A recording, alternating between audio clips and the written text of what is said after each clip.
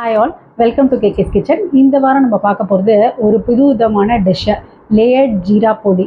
பேரை போலவே லேயராக எப்படி போலி பண்ணுறதுன்றதை பார்க்க போகிறோம். ஆமாங்க, மைதா மாவு வச்சு தான் இந்த போலி பண்ண போகிறோம். எப்போவுமே நம்ம இந்த பூர்ண போலி லைக் கடலைப்பருப்புலையோ இல்லைனா தேங்காய் பூர்ணத்தோ இதை வச்சு தான் நம்ம போலி பண்ணி பார்த்துருக்கோம்.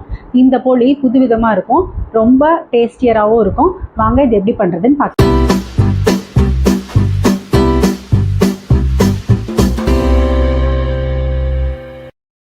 இப்போது ஒரு அழாக்கு மைதா மாவு எடுத்திருக்கேன். கரெக்டாக ஒரு அழாக்கு இதில் எடுத்திருக்கேன். நம்ம என்ன பண்ணலாம், ஒரு சிட்டிகை உப்பு இதில் சேர்த்துக்கலாம். இப்போது நான் இதில் தண்ணி விட்டு பிசைய போகிறேன். இதுக்கு முன்னாடி ஒரு 2 குழிக்கரண்டி நெய், இல்லைன்னா உங்ககிட்ட அவ்வளோ நெய் நீங்கள் போட வேண்டாம் அப்படின்னா குக்கிங் ஆயில் யூஸ் பண்ணலாம். பட் எதுவும் இந்த கடலெண்ணெய் அந்த மாதிரி ஸ்மெல் வர ஆயில் யூஸ் பண்ணாதீங்க. 2 குழிக்கரண்டி ஃபஸ்ட்டு ஊற்றிடுங்க. இப்போ நான் அதை உங்ககிட்ட காட்டுறேன். நான் இப்போ நெய் யூஸ் பண்ணுறேன்.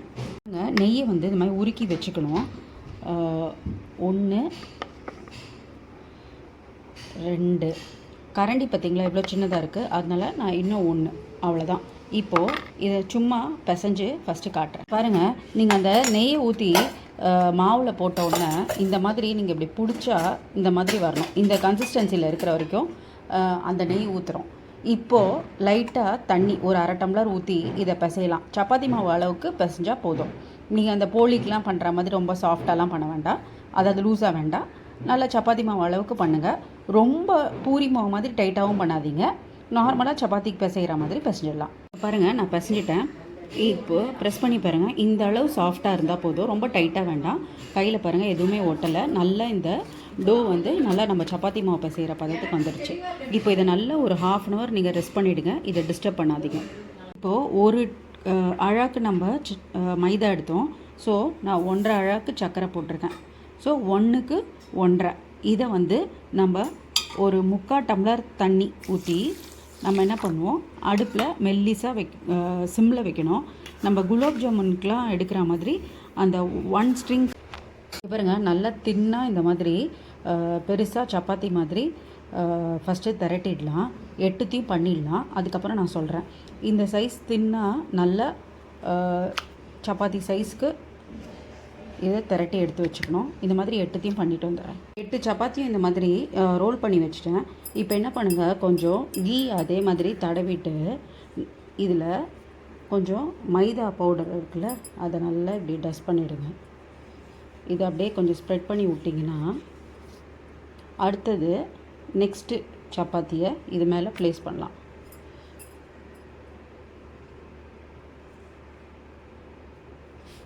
இப்போது இது மேலே நம்ம திருப்பி அதே மாதிரி கொஞ்சம் கீயை தடவி விடணும். நல்லா எல்லாத்துலேயும் சுற்றி தடவிட்டு இந்த மாதிரி டஸ்ட் பண்ணிவிட்டு திருப்பி அடுத்தது இந்த மாதிரி நான் 7த்தையும் 8த்தையும் போட்டுற போகிறேன். இப்போது 8த்தையும் பாருங்கள், அந்த நெய்யை தடவிட்டு மேலே பவுடரை டஸ்ட் பண்ணிவிட்டு இந்த மாதிரி எடுத்து வச்சிட்டோம். இப்போ என்ன பண்ணணுன்னா இந்த 8த்தை ஒன்றா வச்சு இந்த மாதிரி சப்பாத்தி ரோல் பண்ணுற மாதிரி பண்ணணும். கொஞ்சம் டைட்டாக ரோல் பண்ணணும்.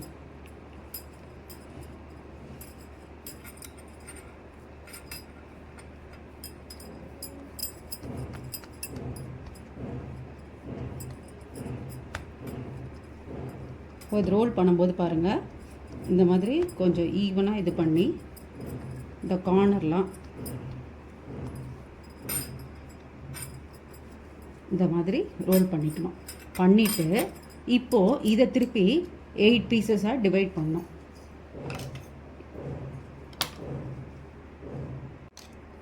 இப்போ பாருங்கள்,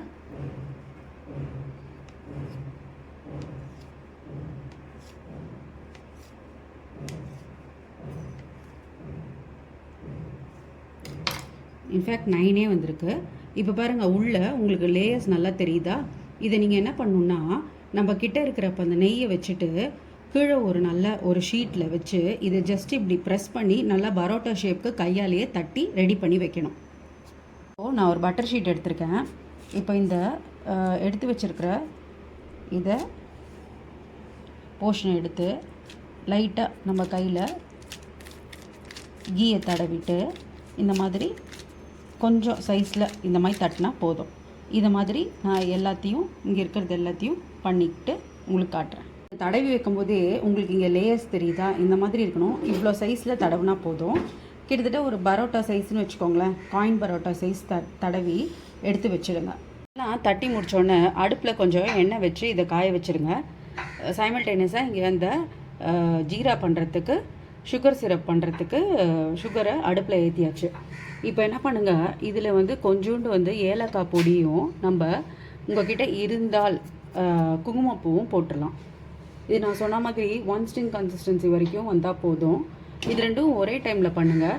ஏன்னா கொஞ்சம் இது லைட்டாக சூடாக இருக்கணும் நம்ம பொரித்து உள்ளே போடும்போது. நம்ம ஊரில் சர்டிஃபைடு ஃபுட் கலர்ஸ் இருக்கும், அது இருந்ததுன்னா சேர்த்துக்கலாம். இது ஆப்ஷனல். வேண்டான்னா நீங்கள் ஜஸ்ட்டு அப்படியே விட்டுடலாம்.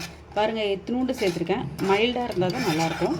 ஜஸ்ட்டு ஒரு பிஞ்சு சேர்த்து இது அந்த ஜீரா கொதிக்கட்டும். எண்ணெய் காஞ்சிடுதான்னு பார்த்துட்டு 1 by 1 நம்ம பொரிக்க ஆரம்பிச்சிடலாம். ஃபஸ்ட் ஒன் போடுறேன் பாருங்கள்.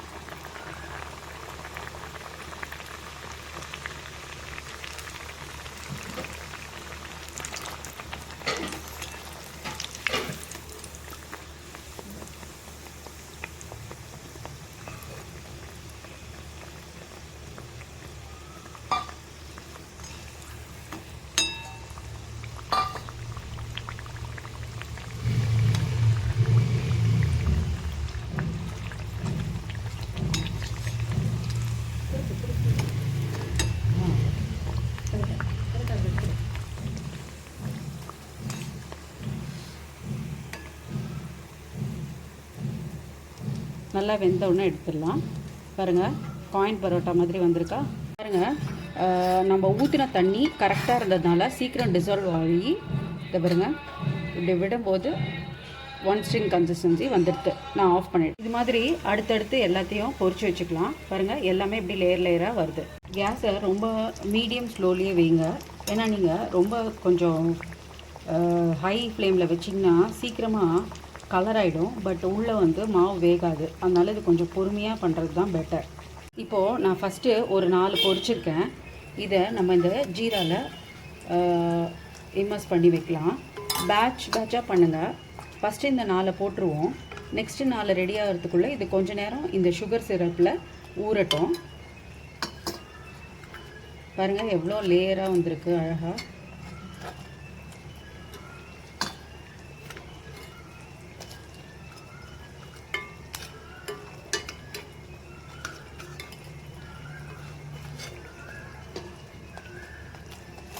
இது நல்லா இதில் ஊறட்டும். நெக்ஸ்ட்டு 4 பொரிச்சிட்டு அதுக்கப்புறம் இதை நம்ம தட்டில் எடுத்து வச்சிடலாம்.